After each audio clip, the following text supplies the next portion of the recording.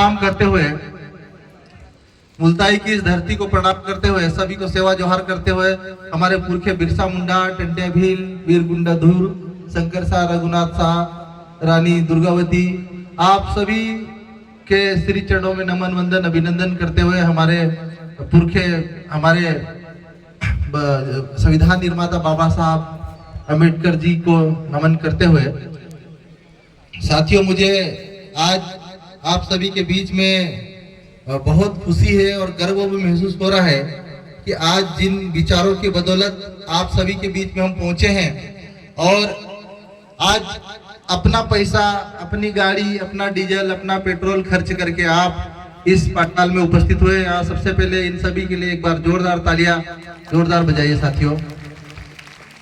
तत्पश्चात हमारे इस कार्यक्रम को करने में जो मुल्ताई की जेएस टीम, हमारे संदीप भाई, हमारे राजा धुर्वे जी, हमारे जामंत कुमरे जी और हमारे आसपास के जिले से पधारे हमारे समस्त ज्येष्ठ पदाधिकारियों के लिए भी एक बार जोरदार तालियां होनी चाहिए, क्योंकि आप सब के मेहनत के कारण ये इतना बड़ा कारवां यहाँ तक पहुंचा है। और हमारी बीच ये उपस्थित हमारी माताएं, बहनें, बच्चे, इनके लिए भी एक बार जोरदार ताली होना चाहिए। हमारे ये सुपर स्टार सिंगर हमारे मुकेश भाई और हमारी ममता बहन के लिए भी एक बार जोरदार ताली। इन्होंने शानदार जानदार प्रस्तुति दी। आदिवासियों की संस्कृति को, गोंडी संस्कृति को, गोंडी भाषा को अपने गानों के माध्यम से पहचान दिलाने में जो नई पहचान दी आज के इस इंटरनेट टेक्नोलॉजी के युग के माध्यम से, इनके लिए भी एक बार जोरदार ताली होनी चाहिए। आप सभी साथियों ने आमंत्रित किया, हमारे बैतूल, छिंदवाड़ा, हरदा और होशंगाबाद और आसपास से, मध्य प्रदेश से, सभी जिलों से उपस्थित हमारे सभी साथियों को तहे दिल से सेवा जोहार। साथियों, आज मुझे गर्व हो रहा है, मुझे खुशी हो रही है कि आदिवासी समाज जाग रहा है। पिछले 70 सालों में आज इस भोले भाले समाज को हमेशा कहीं न कहीं गुमराह किया गया है, हमेशा कहीं न कहीं इस समाज को झूठे सपने दिखाए गए। और हमें दुख इस बात का है कि जिन पुरखों ने, जिन क्रांतिकारी हमारे आदिवासी पुरखों ने आज हमारे लिए जल, जंगल और जमीन की रक्षा करी, आज वो जल, जंगल और जमीन आजाद भारत में 70 साल बाद भी आदिवासियों को हासिल होने के बजाय आज उनसे छीना जा रहा है, उनको जंगलों से भगाया जा रहा है, उनको बेकसूर आदिवासी भाइयों को गोलियां चलाई जा रही है, उनको जेलों में डाला जा रहा है। लेकिन कोई भी राजनीतिक पार्टी, कोई भी सत्ताएं, कई प्रकार की पार्टियां बनी इस देश में, कई सत्ताएं आई, कई गई, लेकिन आज हमारा आदिवासी समाज वहीं का वहीं है। आज जेएस जैसा ही वैचारिक क्रांतिकारी संगठन बना और इस संगठन के माध्यम से हमने सिर्फ मध्य प्रदेश ही नहीं, पूरे देश के अलग अलग टुकड़ों में बटे हमारे आदिवासी समुदायों को, पहले भील अलग रहते थे, अलग जाते थे, भिलाले अलग जाते थे, कोरकू अलग जाते थे, गोंड अलग जाते थे, मुंडा, संथाल, उराव, सो अलग अलग जाते थे, लेकिन हमने जेएस के माध्यम से सभी आदिवासी समुदायों को एक मंच पर, एक प्लेटफॉर्म पर लाकर खड़ा किया। और आज ये जेएस की ताकत है कि आज आप सभी पंडाल में एक साथ उपस्थित हुए हैं। साथियों, मैं अपने बारे में भी, हमारी माताएं बहनें ये नहीं जानती हैं कि पहली बार जो देख रहे हैं कि मैं एम्स में प्रोफेसर था और मैं जनरल मेडिसिन में पोस्ट ग्रेजुएशन हूँ। मैंने ग्वालियर से गजराजा मेडिकल कॉलेज से 2012 में एमडी मेडिसिन में पास हुआ, उसका दिल्ली एम्स में प्रोफेसर रहा और वहाँ से 2016 में आके हम शुरू से ही पिछले 10 साल से जेएस के माध्यम से हम लोग आदिवासी समाज के जल, जंगल, जमीन की लड़ाई, उनके शिक्षा, उनके स्वास्थ्य, उनके अधिकारों की लड़ाई, अभी विधायक नहीं बना उससे पहले भी मैं लड़ता रहा, लेकिन अब विधायक बनने के बाद में एक संवैधानिक तरीके से, संवैधानिक व्यवस्था के भीतर, इस देश की लोकतांत्रिक व्यवस्था के भीतर अपनी आवाज उठाने का मुझे सौभाग्य आप लोगों के माध्यम से, आप लोगों के आशीर्वाद से प्राप्त हुआ। और मध्य प्रदेश में इन 4.5 सालों की मेरे विधानसभा विधायकी में मध्य प्रदेश में सबसे ज्यादा विधानसभा प्रश्न पूछने के मामले में दूसरे नंबर का विधायक बना हूं। और आप लोग को ये भी बता दूं कि अभी तक हमारे जितने भी नेता, विधायक, सांसद बनते हैं, भाई जो विधायक जिस विधानसभा क्षेत्र से विधायक बनता है वो उसी क्षेत्र से बाहर कभी नहीं निकल पाता है। उसी क्षेत्र के मुद्दे, उसी क्षेत्र की समस्याएं 90% उसी क्षेत्र का सांसद उसी क्षेत्र की बात करता है।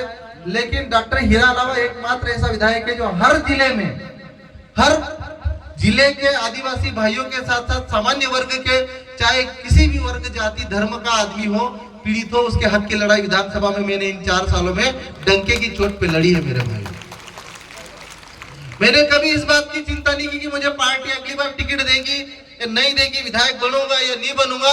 लेकिन मैंने कहा कि मैं जिस मकसद के लिए विधानसभा के भीतर मैंने कदम रखा, पहली बार जय जोहार जय आदिवासी का नारा लगाया। मैंने कहा अगर उस समाज, जिस समाज ने मुझे पैदा किया, जिस समाज में मुझे एक पहचान दी, जिस समाज ने मुझे आरक्षण दिया, और उसकी आवाज अगर मैं प्राथमिकता के तौर पर अगर नहीं उठाया तो मेरा विधायक बनना किसी काम का नहीं है। साथियों, हम समाज में बदलाव लाना चाहते हैं। समाज में राजनीतिक बदलाव हो, सामाजिक बदलाव हो, आर्थिक बदलाव हो, हम हर तरीके से प्रयास कर रहे हैं।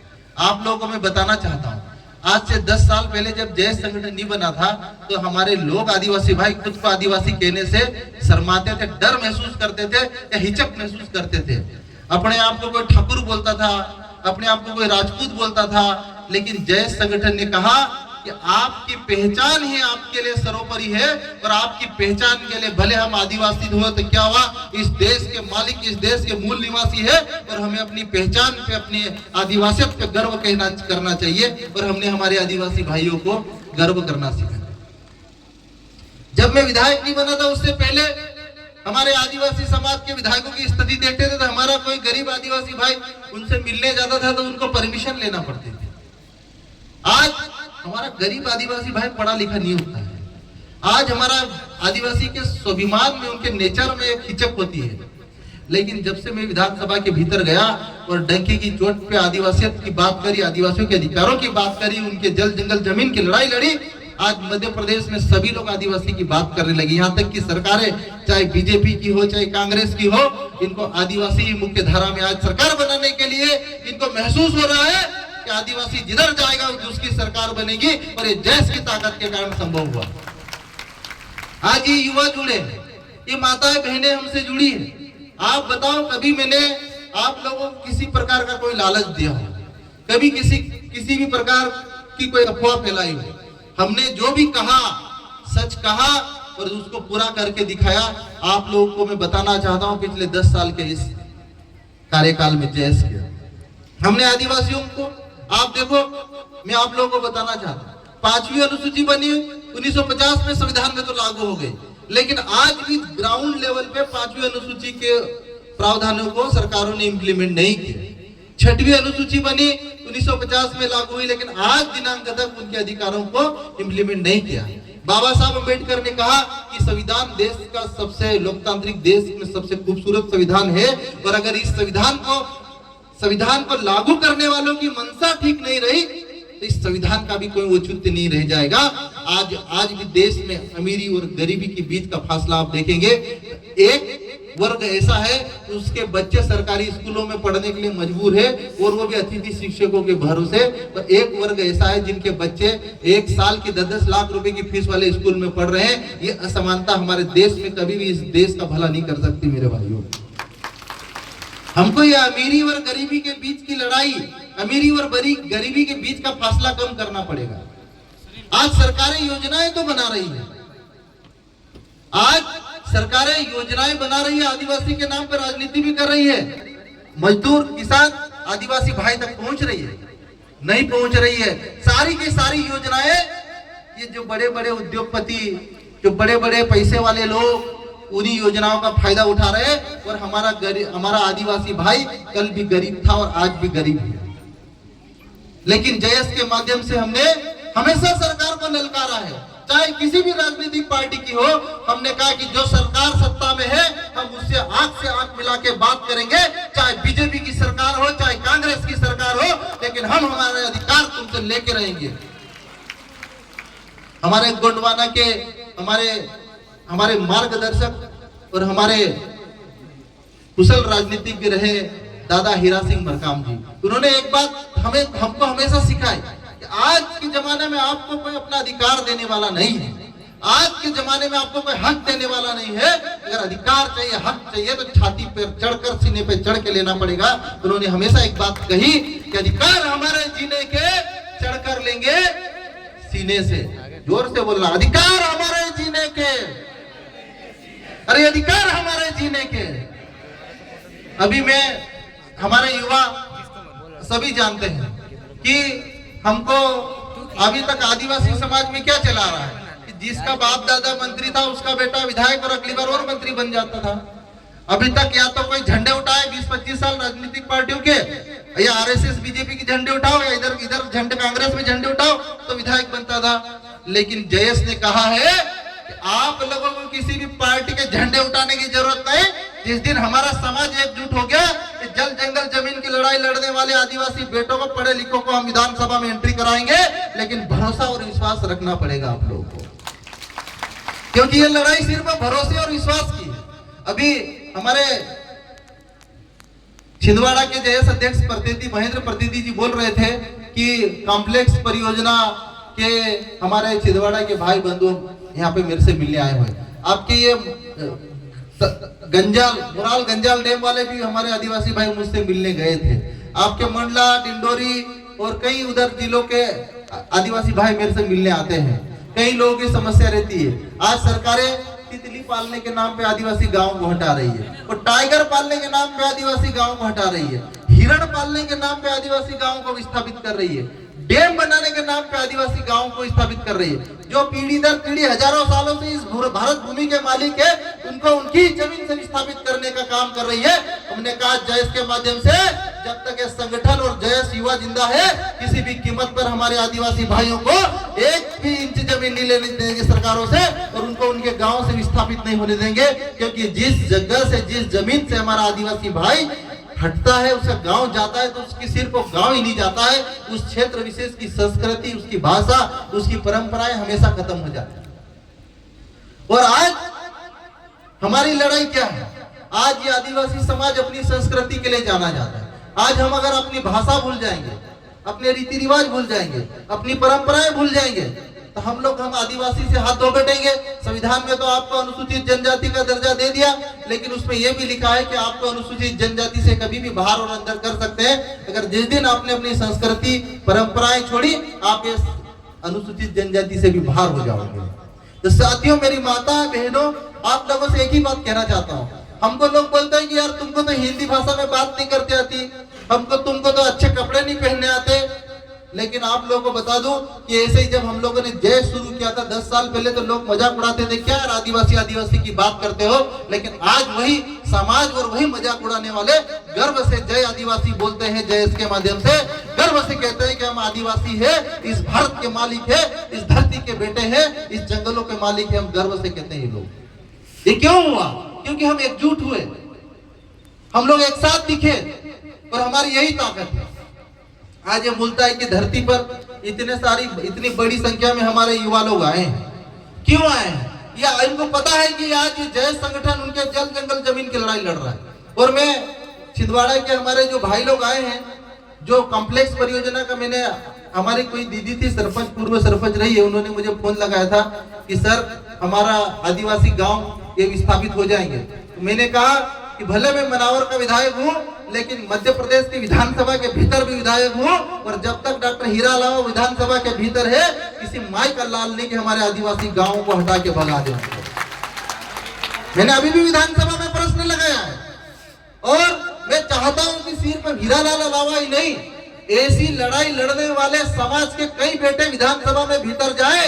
इसलिए आप लोगों को बोल रहा हूँ कि राजनीतिक पार्टियों ने पिछले 70 सालों से धोखा दिया, और अगर अभी समाज के साथ धोखा हुआ तो हम आदिवासी बनने लायक ने, हमको धीरे धीरे खत्म कर देंगे लोग। इसलिए अभी भी हमारे समाज के लोगों को एक साथ हो जाना चाहिए, और जहां पर भी हमारे हक और अधिकार की बात करने वाले बेटे हैं, जहां पर हमारे आदिवासी की लड़ाई लड़ने वाले युवा है, उनको विधानसभा में जाने का मौका दो।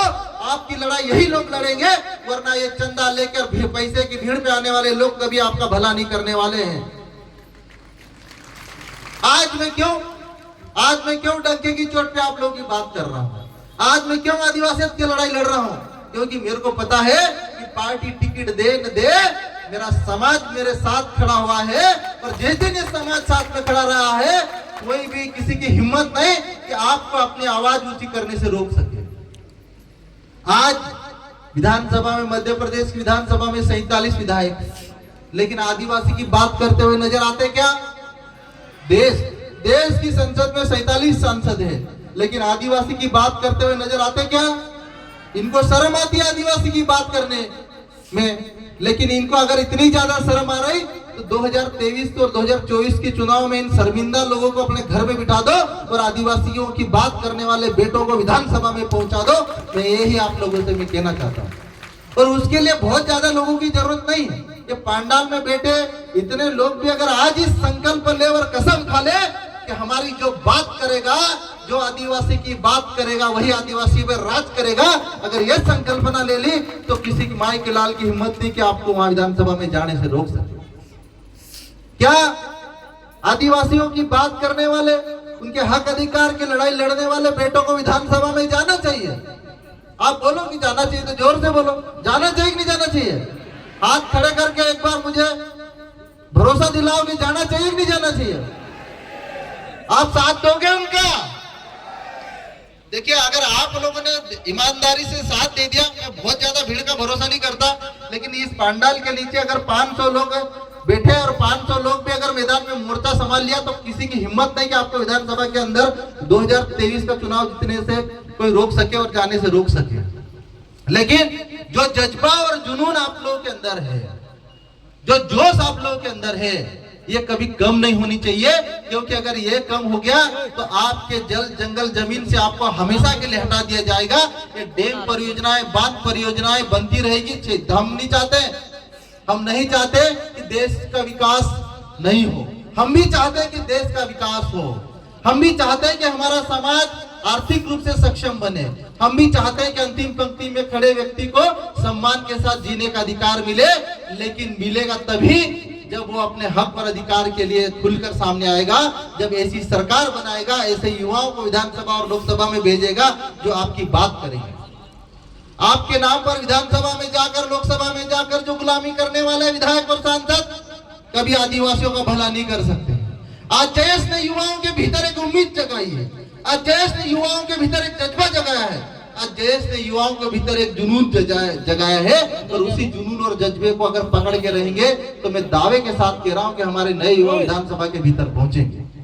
बंद हो गया मेरे साथियों, देखो आज हम लोगों को मुझे भी मनावर से इतनी दूर आने में बहुत ज्यादा दिक्कत होती है।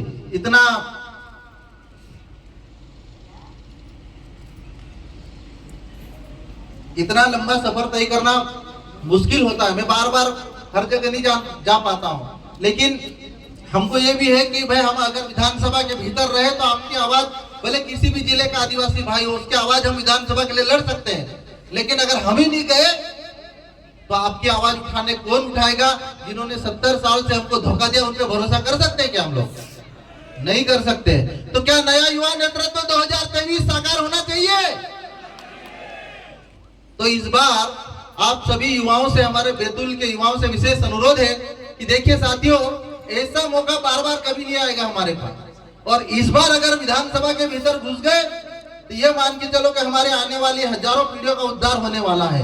और अगर नहीं घुसे तो फिर कभी नहीं घुस पाओगे। और दूसरी बात, घुसने लड़ने से मत डरना, कभी भी कदम पीछे मत हटाना, क्योंकि हमारे पास खोने के लिए कुछ भी नहीं है, पाने के लिए तो सारा जहान है। लेकिन हौसला और हिम्मत मत हारना। ये डॉक्टर हीरा अलावा आप लोग के साथ में है। जब भी जरूरत है विधानसभा के भीतर दहाड़ने के लिए मैं तैयार हूँ, आपकी लड़ाई लड़ने के लिए तैयार हूँ। आपको पता है कि आपके बैतूल में कैसे फर्जी मुकदमे डाल के अपने लोगों को जेल में डाल दिया था, कैसे हमारे अभी कई देखते रहते खंडवा में हमारे आदिवासी भाइयों को जंगलों से बेदखल किया जा रहा है। सरकारें कानून बनने के बाद भी, आज भी इन्होंने वन अधिकार कानून 2006 में बना लेकिन पट्टा नहीं दिया। अभी बड़ी मुश्किल से डॉक्टर हीरा अलावा विधानसभा में पहुंचा तो जो कानून 1996 में बना, पैसा 2022 में सरकार नियम बनाए। आप सोचिए, अगर मैं अंदर नहीं जाता तो अभी भी ये कानून नहीं बनता।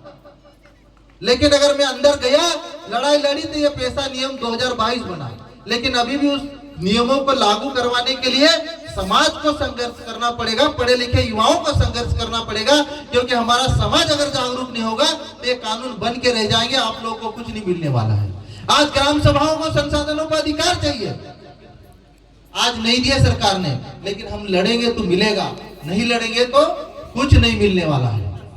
आज बैतूल की धरती पर हमारे सभी क्रांतिकारी युवाओं को, हमारी माताओं को मैं उनको श्री चरणों में वंदन और नमन करता हूं कि आज आप लोगों के अंदर इतना जज्बा, जुनून समाज के लिए, समाज में बदलाव के लिए। साथियों, आप लोगों को मैं इसलिए ये बातें बार बार बोल रहा हूं क्योंकि देखिए समाज में, हमारा समाज बहुत भोला भाला है। हमारे समाज में कई राजनीतिक पार्टियां आती है, कई नेता बनते हैं, लेकिन आज तक हमको जो अधिकार मिलना चाहिए था, आज ये 5वीं अनुसूची शेड्यूल 5 लागू होती तो आज आदिवासी इलाकों की तस्वीर कुछ और होती। आज ये 6वीं अनुसूची पूरी तरह इंप्लीमेंट होती तो आज शेड्यूल 6 वाले इलाकों की तस्वीर कुछ और होती। लेकिन सरकारों ने कभी भी आदिवासी, ये आजाद भारत में हम आजाद बोलते हैं, देश आजाद हो गया, लेकिन ये संविधान के जो 5वीं और 6वीं अनुसूची आज भी आदिवासी इलाकों में सरकार ने लागू नहीं किए। और आज आप देख रहे हैं मध्य प्रदेश की जेलों में 85% कैदी अगर बंद है तो कौन है? हमारे आदिवासी भाई। एनसीआरबी के आंकड़े बता रहा हूं, मैं हवा फायर नहीं कर रहा हूं। एनसीआरबी के हाल ही में जारी हुए आंकड़े कि 85% आदिवासी जेलों में बंद है, छोटे छोटे मामलों में। हमको न्याय नहीं मिलता। सरकार भले दावा करती है, शिवराज मामा भले दावा करता है कि छोटे छोटे मुकदमे वापस ले लूंगा, लेकिन सिर्फ शिवराज मामा चुनाव के समय में ये बातें बोलता है कि दारू के मामले वापस ले लेंगे, जमीन के मामले वापस ले लेंगे, लेकिन 2018 के बाद शिवराज मामा ने यह बात नहीं बोली। अभी चुनाव आने वाला और भी ये बात बोलेगा।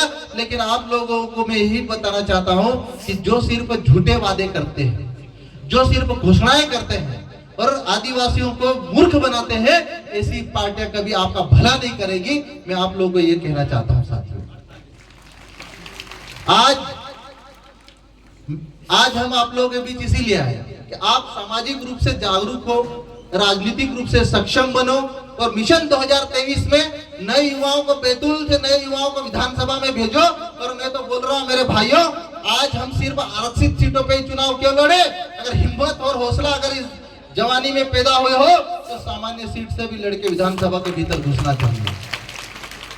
लेकिन आपको हिम्मत करना पड़ेगी।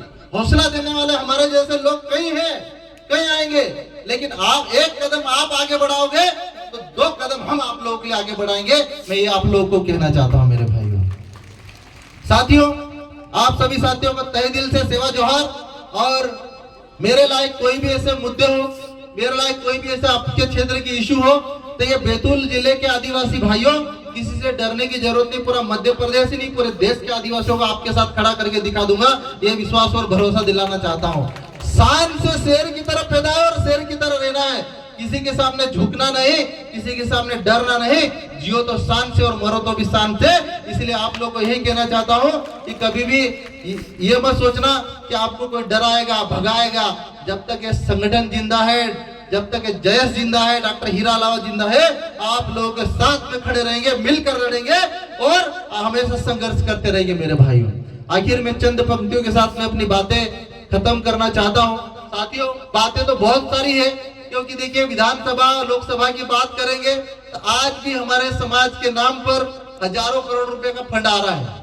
आज आदिवासी यूपी योजना में करोड़ों रुपए आ रहा है, लेकिन ये पैसा सारा की सारा अन्य मदों में खर्च कर दिया जा रहा है। जबकि सरकारों को चाहिए कि ये पैसा सिर्फ और सिर्फ आदिवासी इलाकों में शिक्षा और स्वास्थ्य जैसी बुनियादी सुविधाओं के लिए होंगे। आज मध्य प्रदेश के एक भी आदिवासी जो बहुली जिले में मेडिकल कॉलेज नहीं। क्या हमारे नाम का पैसा नहीं आया शिवराज मामा? क्या हमारे नाम पे केंद्र सरकार, प्रधानमंत्री मोदी जी नहीं दे रहे? पैसा तो ऊपर से भी आ रहा है, पैसा राज्य सरकार से भी आ रहा है, लेकिन सरकार ही नहीं चाहती कि आदिवासी इलाकों में अच्छी स्वास्थ्य सुविधाएं मिले आदिवासियों को। आज एक भी आदिवासी इलाके में अच्छे मेडिकल कॉलेज नहीं है, अच्छे अस्पताल नहीं है, विशेषज्ञ डॉक्टर नहीं है। आप बताओ कि पैसा तो हमारे नाम का हजारों करोड़ रुपए आ रहा है, लेकिन पैसा बड़े बड़े शहरों में खर्च किया जा रहा है। आज आदिवासी गांव में आज भी मोहल्ले से मोहल्ले तक जाने के लिए सड़कें नहीं है। आदिवासी युवाओं को रोजगार के लिए कोई साधन नहीं। अपने धार, झाबुआ, बड़वानी, खरगोन, बैतूल, मंडला, डिंडोरी से लेके जो आदिवासी बहुल्य बेटियां रोजगार की तलाश में कोई गुजरात जा रहा है, कोई महाराष्ट्र जा रहा है, कोई दिल्ली जा रहा है। लेकिन सरकारें ये शिवराज मामा तो 20 साल से मुख्यमंत्री है, लेकिन एक भी ऐसी योजना नहीं बनाई कि युवाओं को रोजगार मिले स्थानीय स्तर पे, युवाओं को नौकरी मिले स्थानीय स्तर पे। आज ऐसी सरकारें हमारे लिए किसी काम की नहीं है जो हमको 2 वक्त की रोटी नहीं दे सकती, हमको रोजगार नहीं दे सकती, हमको नौकरी नहीं दे सकती। साथियों, बहुत सारी बातें हैं, आखिर में चंद पंक्तियों के साथ में अपनी बात खत्म करना चाहूंगा और मैं युवाओं से यही कहना चाहता हूं कि 2023 का विधानसभा चुनाव आप लोगों के नाम रहेगा, इन माताओं बहनों के नाम रहेगा, तो जंगलों में, कंदराओं में, पहाड़ों में पड़े हुए हमारे आदिवासी भाइयों के नाम रहेगा। अगर आप लोग इनको जिताएंगे तो ये हमेशा आपके लिए लड़ाई लड़ेंगे, इतना भरोसा और विश्वास दिलाना चाहता हूं मेरे भाइयों। आखिर में चंद पंक्तियों के साथ कि डरो मत अंधियारों से, अब भोर होने वाला है, डरो मत अंधियारों से, अब भोर होने वाला है, गर्जना सुन पा रहा हूं अब कोई शेर आने वाला है, गर्जना सुन पा रहा हूं अब कोई शेर आने वाला है, सुना है गांव गांव में अब आदिवासी राज आने वाला है। जय आदिवासी, जय जोहार, जिंदाबाद। आखिर में मैं नारा लगाऊंगा, उससे जोर से आप भी मेरे साथ लगाएंगे। बोलेंगे लड़ेंगे तो आप बोलेंगे जीतेंगे, लड़ेंगे, लड़ेंगे,